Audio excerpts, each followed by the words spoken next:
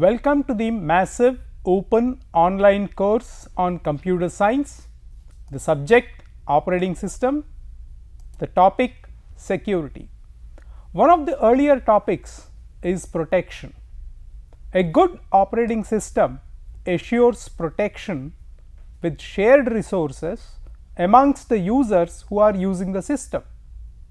It is more internal, and in the earlier chapter on protection, it is very clearly indicated that access control, access restrictions simply represented with the data structure access matrix are enough to make sure that the resources used by one user are not interfering with the resources used by another user. Amongst the users using the same system, the operating system gives the assurance that there is no clash in which the users are managing their resources.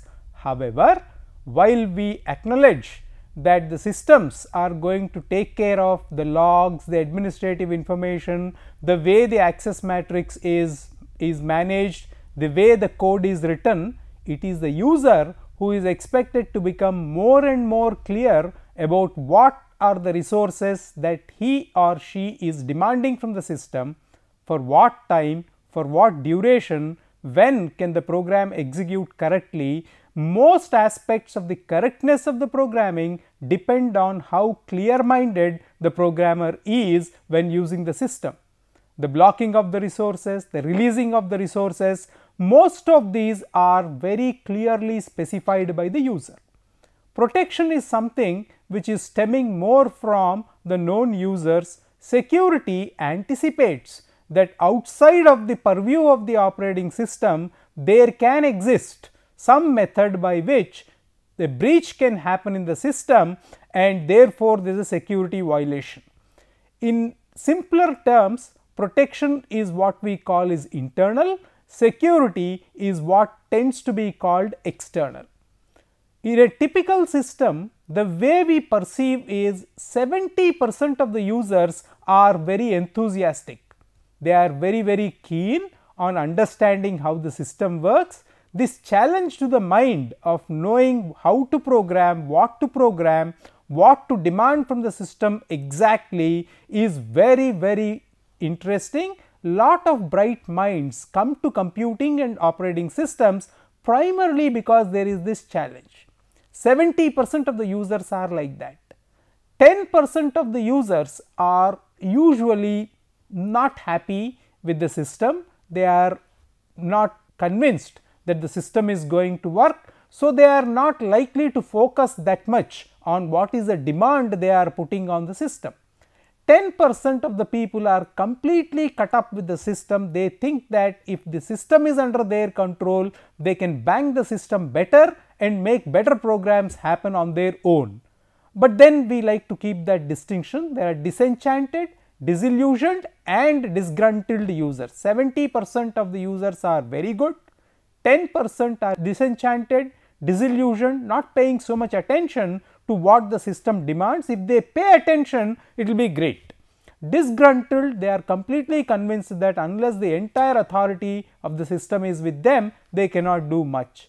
Effectively, only 10% of the users or 10% of the incidents are from outside. Security is something that talks only about that 10%.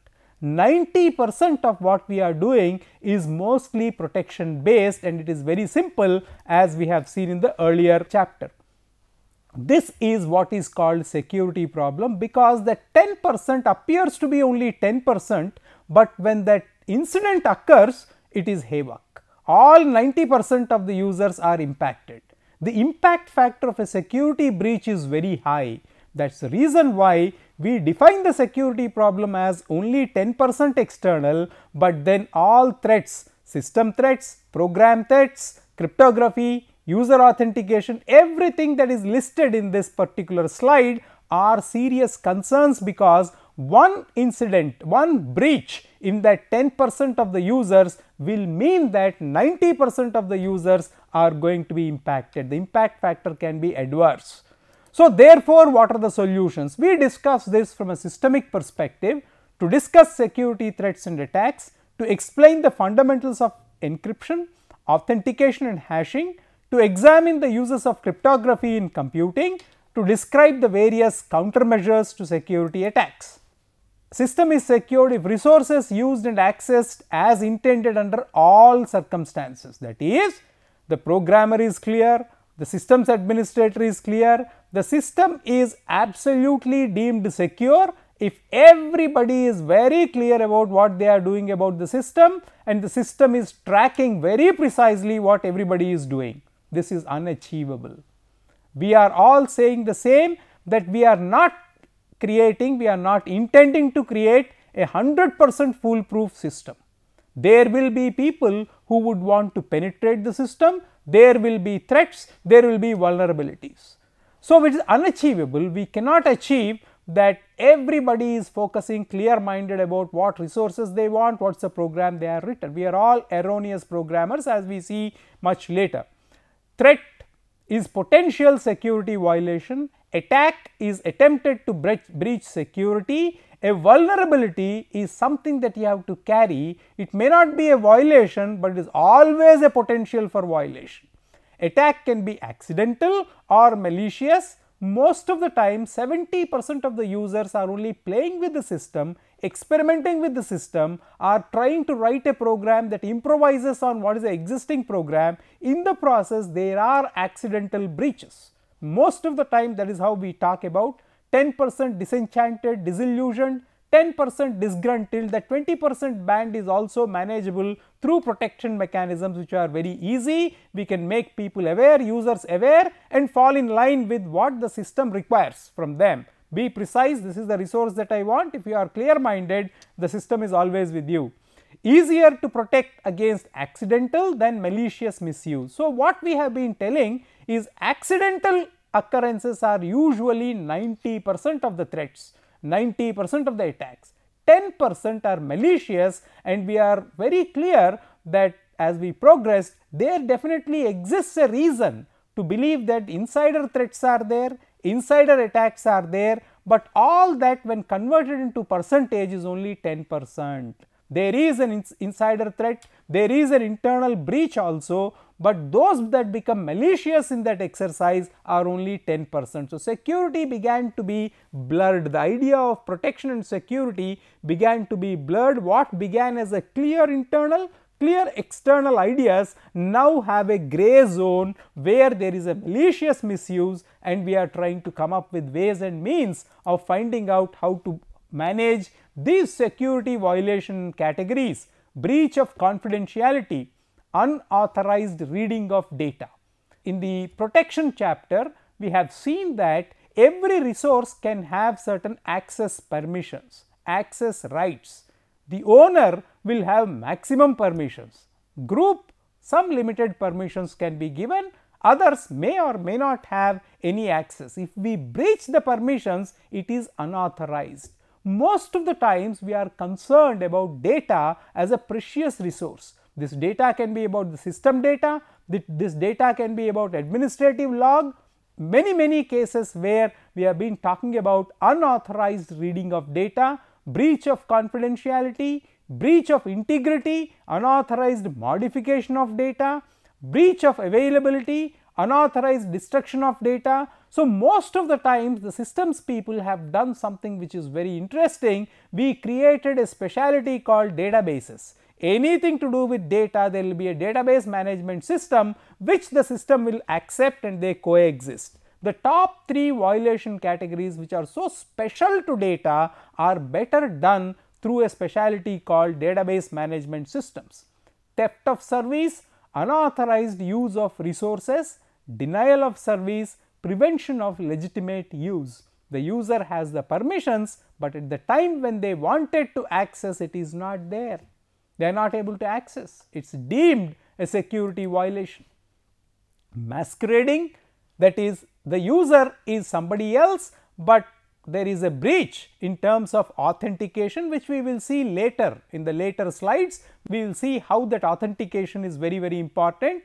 The actual user is not using, but somebody who is pretending to be an authorized user has managed to escalate the privileges and then go ahead As we have seen in the protection chapter, the principle of minimum privilege is what we are talking about. Just the necessary privilege should be given to the user, then the masquerading attack will be manageable.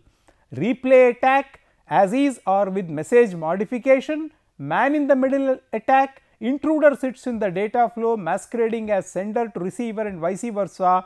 There is an intruder in the system, but we think that is just one of those switches. There is a concern about the man in the middle attack, session hijacking, intercept and already established session to bypass authentication. So, lot of data flows as mentioned in the earlier part of this lecture.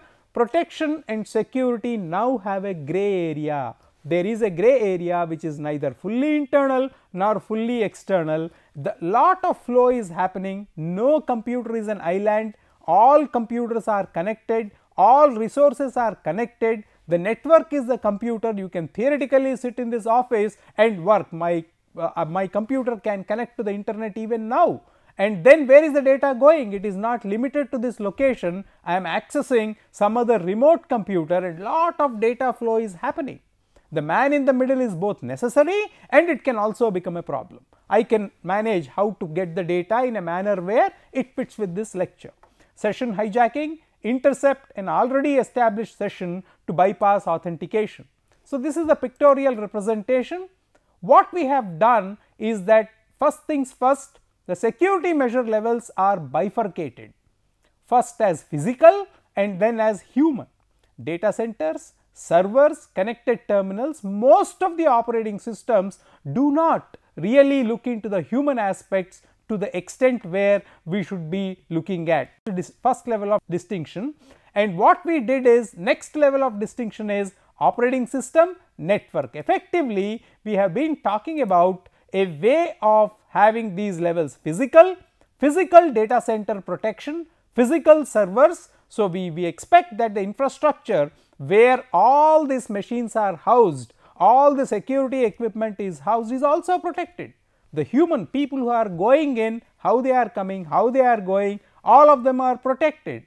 Now, into this we get one more category: operating system is for protection, network is for interruption, that is coming from external. So, we have studied this subject called security under 4 categories. One is physical infrastructure, the aspects of human, operating system for protection, network for the networked and external threats. Again, there are plenty of gray areas. It is not so cut and dry, not so black and white.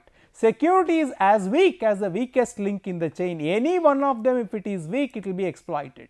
Either physical security, human security, operating system or network, it will be a breach. If anything can happen, it will happen. So, what is the solution? We are not really looking at beefing up based on some imaginary perceptions. Do we have a systematic way, a design behind how we can implement the protection and security? That is the problem that we are talking about. So, in this case, what we have done is, systemically lot of studies have happened.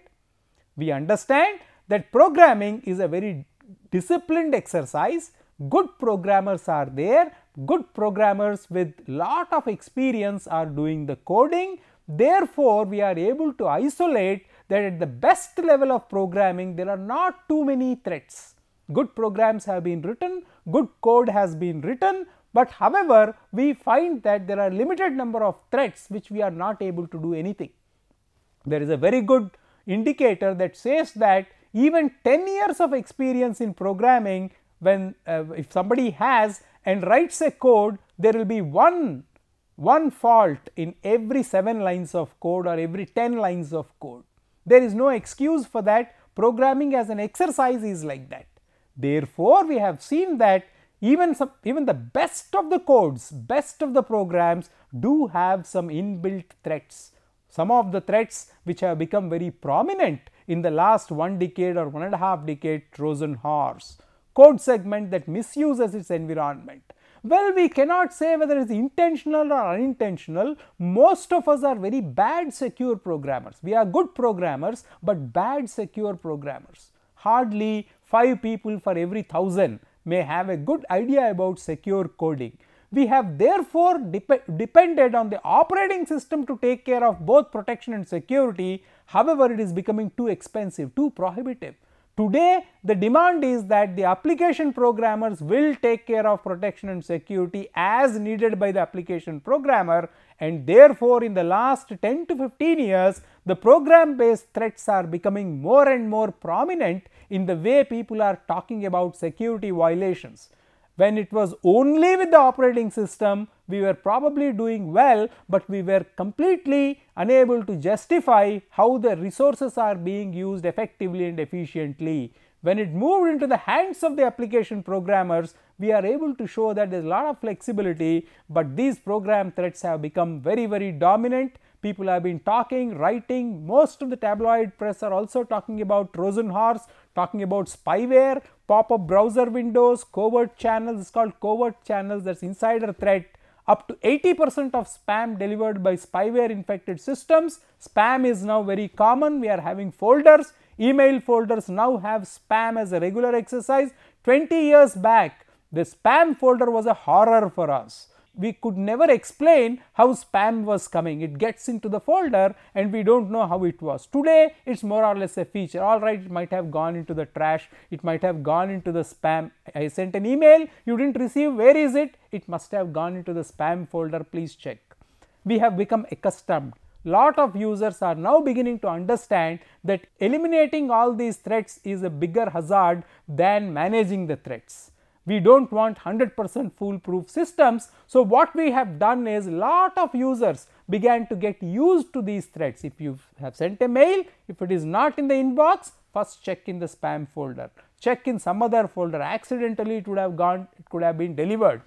There are trapdoors, could be included in a computer. How to detect the trapdoors? There are logic bombs. Stack and buffer overflow, the number one security flaw in application programs. We are not able to manage the memory directly. All the topics that we have been talking about in the subject operating systems are very important. Virtual memory systems. We think that as long as the system is taking care of all the mapping, virtual memory, life is simple. Once the application programmer gets into it, we are running a huge risk. Stack and buffer overflow, security violations are very common here.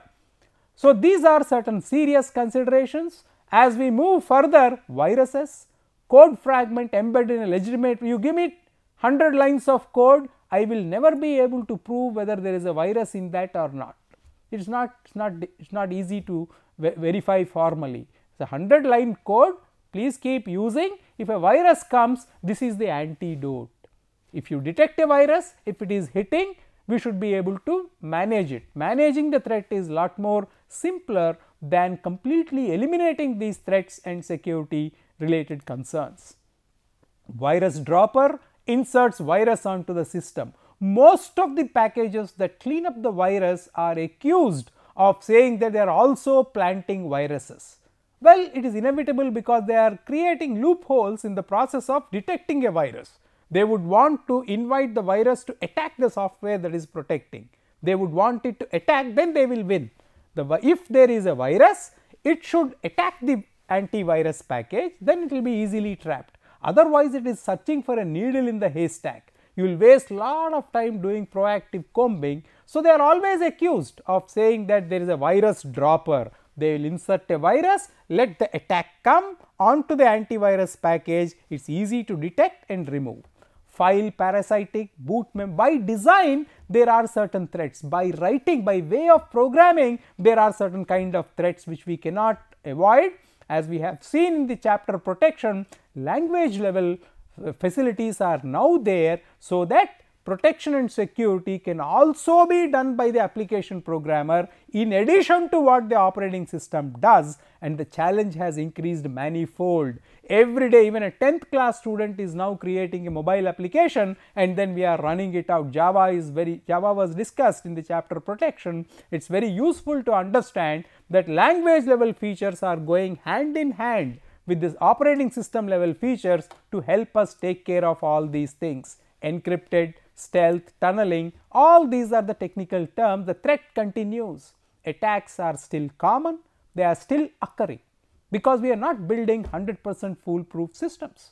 Attacks moved over time from science experiments to tools of organized crime. That is the concern. We are seeing that 10% of the leeway which we have given, which is now having a gray zone between protection and security, is becoming more and more organized. People started talking about that zone and see how much they can manage. Targeting specific companies, creating botnets to use as tool for spam and distributed denial of service delivery, keystroke logger to grab passwords, credit card numbers. Why is Windows the target of most attacks, most common? Everyone is an administrator. Windows was proving to be little more easier for these kind of threats rather than any other operating system like Unix. So, as we have said, physical, human, operating system, network. This is how we have been segregating into 4 categories. There are plenty of gray zones, and we have not really addressed the human element outside of what we called authentication. We need to ensure that the user who is claiming to have access is indeed the user to whom the system has given access. Otherwise, masquerading attacks become very common. Give the password, somebody will enter. Some systems open rather than secure by default, reduce attack surface. We have thus come to understand that the open systems interconnect may reduce the security threats. We think that opening out will open out plenty of opportunities for attacks, but actually they reduce. This is a very good theory that they have been operating. They will be open rather than secure. If you start making foolproof, full watertight security compartments, it may mean more risk. But this is something which we will have to do it in a particular system. We will have to tune, we have to understand who are the users, what they are doing. The more you understand the usage of the computer system, which is here in physical sense, but it is all over the world on the networking sense, the better we create a security and protection mechanism. Network threats are harder to detect. Protection systems are weaker because the moment I click the button, it is everywhere if it is networked. So, we have been saying that isolated machines may give more security, but what do you do with an isolated machine? If you have to do something productive, the machines must be on the network. This is more challenging. The same challenge that attracted some of the best minds to computing is attracting many people to understand security at the physical hardware level, security at the systems level, security at the application programming level, all at systems programming facilities as well as language driven application programming facilities. There is a worm idea which comes on the network. Unix had this problem of internet worm. It gradually spreads across the network. One of the most common computer network based security attack is a worm, internet worm. It crashes multiple machines. Suddenly when it starts hitting, multiple machines are impacted. What are the solutions? We keep on telling that you block the ports. Most of the times we do not allow IP ports available, the internet programming ports available and known, they will be given only on explicit permission. If we understand why it is there, we begin to respect the procedure. You have to talk to your systems administrator, get that IP address known formally and then use it. Then you are there on the systems administrator screen, they will keep on monitoring the IP address that is released. We need to understand carefully that today it is becoming very expensive to address protection and security only at the system level. We need support from the programmers, we need support from the applications, and therefore we started releasing certain IP addresses on explicit request. IP address is known, port scanning, that port is being scanned. Yes, it has this port address has been given to so and so, the system is scanning that. Just like the user logged in, this also maintains the log. Denial of service, overload the targeted computer, preventing it from doing any useful work. Distributed denial of service comes from multiple sites at once. Because the computer is in the network, lot of people wanted to access a particular service, it is blocked. Lot of people are suddenly impacted, saying that the service is there, nobody is using it, but nobody is able to use it. It is easily detectable because it remains like that. So, distributed denial of service, what is the simplest solution one can think of? As a security tool, make a crypt system. Cryptography till today remains the first and the foremost strategy to implement security. Do not send anything as it is. You have a key to encrypt it, you have a key to decrypt it. So, even if somebody grabs it, they are not likely to make head and tail of what it is happening. So, what is being transmitted is completely encrypted, what is received is decrypted before using. This remains the first and the most popular way in which we are building security. It is a very good security tool. All networks have crypt systems. We have created protocols to support the crypt system. Broadest security tool available, internal to a given computer, source and destination. Only the sender and the receiver are aware of what is the security key that was used to encrypt, what is the security key that will be used to decrypt. This is how the crypt system is built. Source and destination of messages on network cannot be trusted without cryptography. We have been talking about cryptography and we said that this is how it will be done. In the middle we said let there be a private key between the sender and the receiver, let there be a public key which is maintained outside of it. Only when these two keys are known, people will know what is the message, because we do not own the network. The total cost of ownership of owning this machine and what this machine is doing on the network across the world is prohibitively expensive. So, we started talking about private key, we started talking about public key. Only when you know both of that, you will know what is the message. The crypt systems have been very nicely built. However, the best of the crypt systems have been broken. They are secret keys, private keys, confirmation of source. The secure communication over insecure medium, that is the best definition I could think of. The medium is insecure, the network is insecure. You will have to face the challenge of making secure communications. Crypt systems remains the number one solution, the most popular solution in this exercise. Secure communication over insecure medium. So, what we want are safe, secure and reliable communication across a network which is by definition, by the way it is made, by the way it became insecure. Please presuppose that this network is insecure.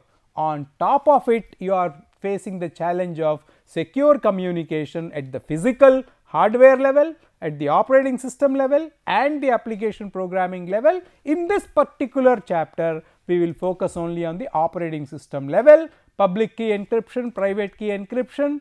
This is what is called the asymmetric. The most common one is RSA, Rivest, Shamir and Adelman. 3 people, RSA, that is a block cipher. Ever after, we have been fancying ourselves of creating such acronyms. Each alphabet will mean somebody else, will mean some person. So, this is how we have been talking about block ciphers, Rivest, Shamir and Adelman. RSA, the most common. People have been making it a habit to look at all these encryption schemes as puzzles. Just like they solve a tough puzzle, they have been solving these puzzles and many times these codes have been broken. There is no reason to believe that a code or a crypt system beyond 3 years is still surviving. We wouldn't know. 3 years is a rough estimate for a very good, well designed crypt system to survive. After 3 years, we wouldn't be sure. No efficient algorithm is known for finding the prime factors of a number. We built RSA based on certain mathematical foundations like usage of prime numbers. We cannot generate a pure random number. We always generate a pseudo random number on computing. So, certain foundational mathematical principles have gone behind this block cipher. It is a very great idea. The next best idea is authentication. It complements encryption. It is also going to prove that the sender is actually the person who is authenticated to send. There are 3 ways of authentication. One is what the user knows and only he knows, namely the password. What the user has and only the user has, namely some hardware key which fits into the machine, without which he cannot come in or go out of the machine. What the user is, that is a biometric, and only that user is. These are the three authentication mechanisms that fit well at the hardware level, at the system level and the programming level. So, one is password based authentication, the second one is a hardware device based authentication unless they plug in. Say for example, of late we have seen that unless you show one card at the entrance, the door will not open.